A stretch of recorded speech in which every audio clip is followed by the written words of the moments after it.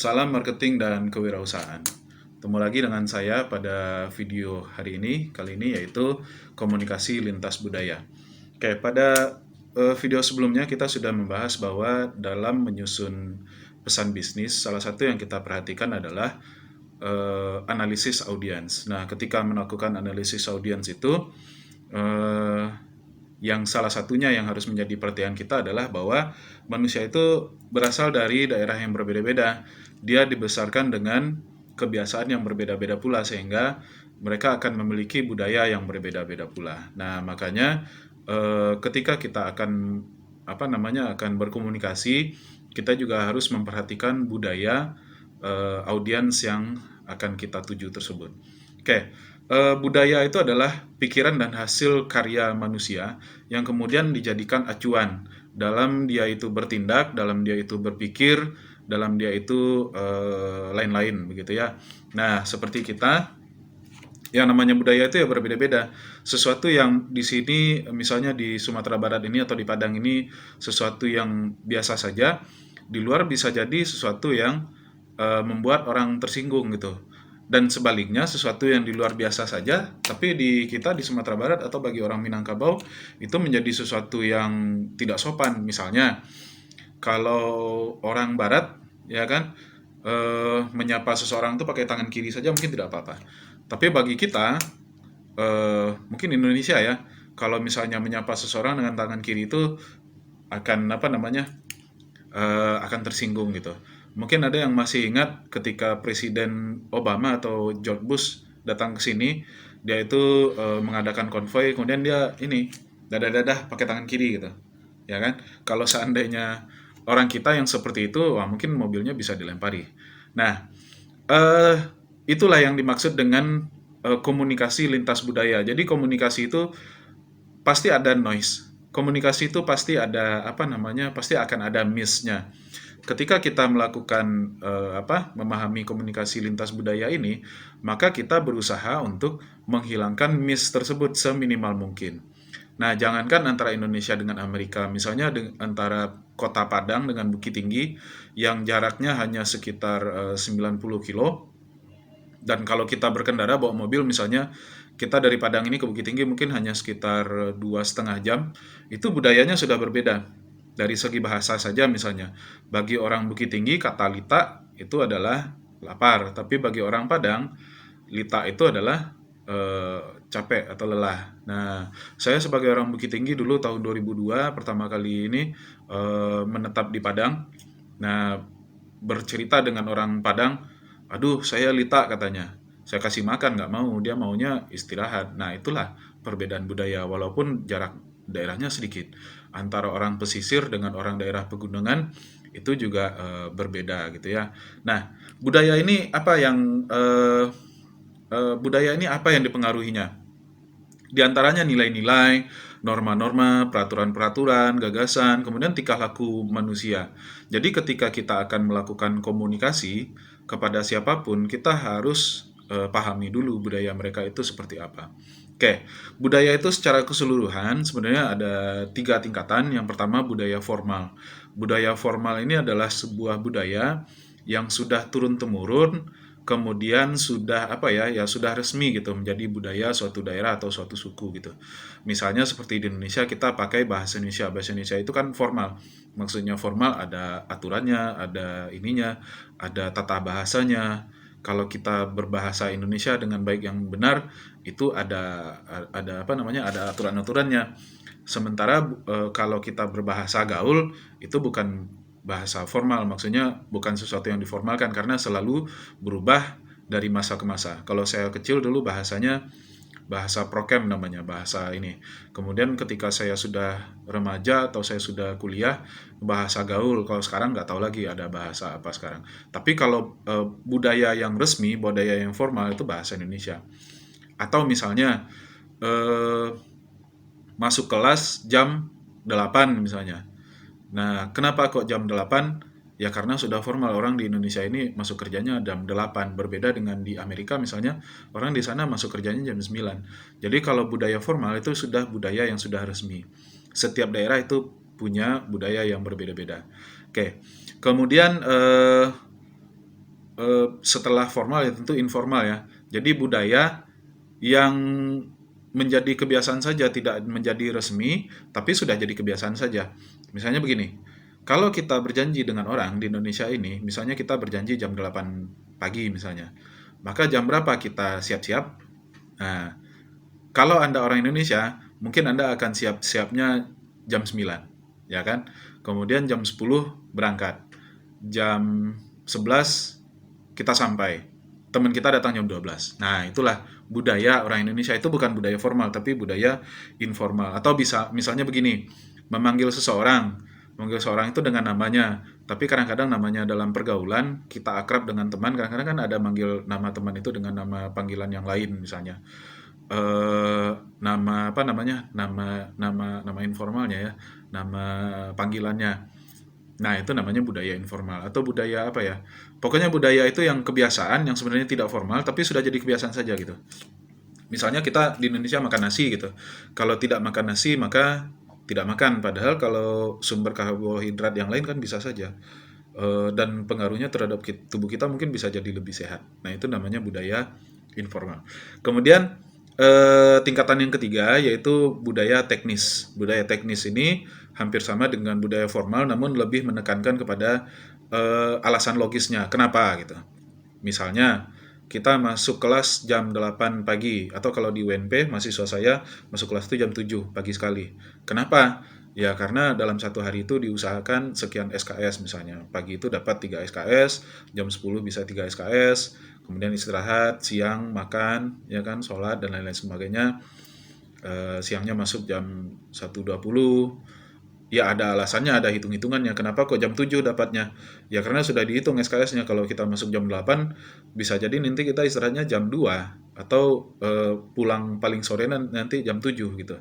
Nah, atau misalnya budaya apa ya? Kita misalnya ya pokoknya budaya-budaya yang harus ada alasannya gitu. Ya, alasan logisnya apa? Karena bersifat teknis. Oke. Kemudian banyak sekali contoh-contoh eh, kesalahan komunikasi itu ketika tidak mempelajari lebih dahulu budaya suatu daerah sehingga bisnis itu menjadi kacau. Misalnya dulu pada tahun 80-an atau 90-an Chevrolet ini sebuah perusahaan besar ya. Chevrolet dia mengeluarkan mobil Chevrolet Nova. Chevrolet Nova. Namanya bagus, Chevrolet Nova, Chevy Nova. Nah, itu produknya laku di Amerika dan di belahan dunia lain.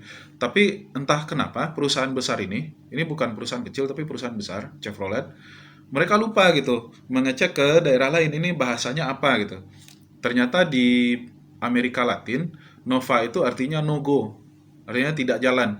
Nah, jadi konyol sekali bagaimana caranya sebuah mobil dipasarkan tapi merek mobilnya tidak bisa jalan. Ibaratnya begini, Kijang, Toyota mengeluarkan varian baru mobil canggih, ya kan? Tapi nama mobilnya mogok misalnya. Jadi Toyota mogok misalnya seperti itu, yang nggak mungkin dibeli sama orang. Jadi itu gara-gara lupa mempertimbangkan komunikasi lintas budaya sehingga apa namanya? Sehingga bisnisnya ini ya Chevrolet waktu itu merugi. Jadi Chevrolet Nuvo ini akhirnya diubah namanya khusus untuk pasar Amerika Latin. Atau mobil Kijang misalnya. Kijang itu bagi yang tidak tahu, Kijang itu singkatan. Jadi Toyota bikin mobil kerjasama dengan Indonesia, dikeluarkanlah mobil Kijang. Kijang itu kepanjangannya apa? Kerjasama Indonesia-Jepang. Jadi Kijang kerjasama Indonesia-Jepang. Nah, di Malaysia nggak ada mobil Kijang. Kenapa? Di Malaysia itu Kijang itu memiliki konotasi yang kurang baik lah. Jadi apa ya? Kijang itu cerdas tapi agak apa ya? Seperti kancil kalau mungkin di kita. Jadi cerdasnya itu cerdas-cerdas yang agak negatif gitu, suka menipu atau licik, licik lah misalnya, ya kan? Jadi kalau di Malaysia nggak ada mobil Toyota Kijang, walaupun mobilnya ada yang model itu, namanya mobil Toyota Answer, bentuknya sama persis, cuman beda merek saja. Kenapa?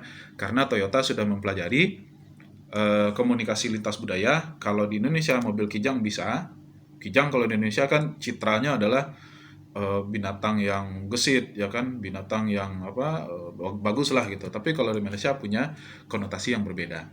Oke, kemudian misalnya di Indonesia juga dulu pernah kasus kesalahan ini gara-gara bahasa saja mobil nggak laku.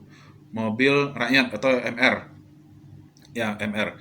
MR ini mencoba meniru kesuksesan dari Volkswagen. Volkswagen itu mobil Jerman. Volkswagen itu diartikan secara harfiah Volks mobil, wagon Volks rakyat, wagon itu mobil. Jadi kalau artinya secara harfiah adalah mobil rakyat. Nah, ketika dijual di Indonesia, mobil rakyat ya, ciptaan anak bangsa gitu ya, mobil rakyat nggak laku. Kenapa? Karena di Indonesia mobil itu status sosial. Kalau kita punya mobil, sudah mampu beli mobil, berarti ya ekonominya sudah apa namanya? Ekonominya sudah bagus gitu. Nah, ada mobil, kamu beli mobil apa? Saya beli mobil rakyat gitu. Nah, kesannya kan mobil apa tuh kurang kurang elit gitu ya. Jadi sehingga mobil rakyat ini mobilnya bagus, mobilnya tidak ada masalah, tapi tidak laku di Indonesia cuman gara-gara namanya saja. Konotasinya orang Indonesia nggak suka kalau mobil itu mobil rakyat gitu. Nah, makanya carilah kalau misalnya Anda nanti punya bisnis mobil misalnya, carilah merek-merek yang citranya itu kelasnya tinggi gitu ya. Ada lagi contoh misalnya di India. Anda orang Sumatera Barat, ya kan? Orang Indonesia suka makan rendang. Dan Anda bangga sekali bahwa rendang ini adalah makanan nomor satu terenak di dunia, ya kan? Anda kemudian punya tamu dari India karena Anda bangga dengan makanan rendang, Anda bawa dia makan rendang misalnya, ya kan? Orang Indianya karena tidak tahu ini makanan apa kok enak sekali katanya. Oh itu daging sapi. Besok nggak jadi Anda MOU. Kenapa? Di India sapi itu sakral atau binatang suci. Ya masa anda binatang sucinya Anda masak kemudian kasih sama dia makan gitu ya. Ya nggak mungkin, sama ibaratnya orang Muslim dikasih makan babi ya pasti marah ya kan. Atau perbedaan budaya yang apa yang kecil, misalnya orang Jepang itu membungkuk ya kan, kalau orang Amerika bersalaman misalnya. Eh, Kalau orang Amerika, seandainya Anda berbicara dengan dia, maka Anda harus lakukan eye contact. Anda harus lihat tatap matanya seperti ini, tatap matanya, ya kan? Karena kalau Anda nggak tatap matanya, maka Anda eh, dianggap bohong. Jadi orang Amerika itu makanya begini, eh, lihat mata saya gitu ya kan. Kalau seandainya berbicara, kenapa kalau nggak lihat matanya, kalau kita ngomong seperti ini, dia anggap kita nggak jujur, kita dianggapnya lagi berbohong, nggak berani melihat matanya. Tapi kalau di Jepang justru kebalikannya, kita melihat mata atasan itu justru dianggap tidak baik. Makanya orang Jepang itu kalau bicara sama atasannya, dia lebih banyak nunduk seperti ini gitu. Ya, begini Pak, maksud saya gitu. Nah, kan seperti itu. Ya kan? Nah, kalau Anda kerja di Amerika, ya kan? Atau misalnya Anda punya bisnis dengan Amerika, nah ketika melakukan kerjasama ya Anda harus lakukan eye contact atau lihat matanya. Tapi ketika Anda kalau misalnya kerjasama dengan orang Jepang, jangan dilihat-lihat matanya, nggak usah, ya kan? Nah, karena itulah yang namanya budaya. Jadi komunikasi lintas budaya ini pada intinya adalah kita mempelajari budaya-budaya yang ada di sekitar kita. Tidak harus jauh ya, seperti contoh tadi antara kota ini dengan kota ini sudah berbeda. Antara orang satu dengan orang lain sudah berbeda. Teman satu kos itu saja mungkin budayanya sudah beda-beda, ya kan? Kesukaan kita sudah beda-beda, sehingga kita bisa menyimpulkan hal yang berbeda. Sesuatu yang biasa bagi kita bisa jadi bagi orang lain itu bisa bikin mereka tersinggung, ya kan? Kalau orang kita, orang apa, orang Sumatera gitu ya, nunjuk di mana letaknya ini, itu di sana gitu, nggak apa-apa. Tapi kalau orang Jawa misalnya atau orang Melayu, ya kan, kalau menunjuk tuh di sana katanya. Kalau kalau nunjuk seperti ini itu dianggap kurang sopan gitu ya. Oke, jadi demikian saja video singkat kita kali ini. Mudah-mudahan bermanfaat. Ya, mudah-mudahan bermanfaat dan bisa Anda ini. Silakan berikan masukan kalau seandainya ini saya memang sengaja kali ini tidak pakai PowerPoint. Mana yang lebih bagus? Tidak pakai PowerPoint seperti ini atau pakai PowerPoint? Silakan diberikan masukan di komentar. Oke, terima kasih. Sampai jumpa. Salam marketing dan kewirausahaan.